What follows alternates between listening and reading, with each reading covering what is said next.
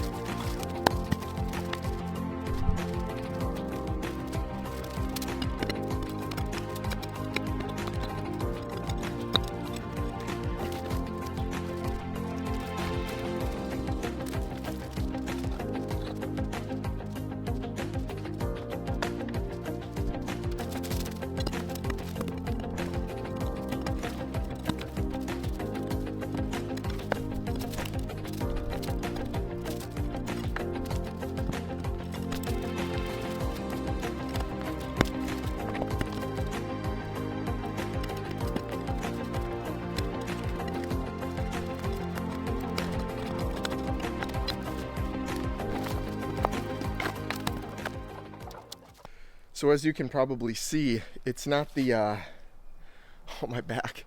The previous people that set this up didn't exactly leave me with the easiest task. There is just an unbelievable amount of concrete. They were actually dumping a thin layer of concrete and then putting stones on top of that, and then putting the bricks, on top of that. As you can see, just with this here.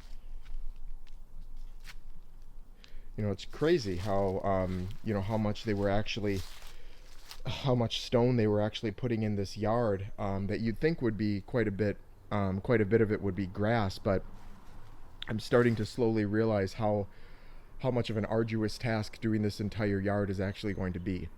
So instead of starting here and then kind of working my way around, I'm actually going to jump over to the back of the yard, which is where I want to do start my next project in the yard itself. So the way I see it, if I can start doing, the stone, removing all the stone from back there first, and then kind of making my way forward, that might be kind of the best option. So let's jump to the back of the yard and basically do what we've been doing right here.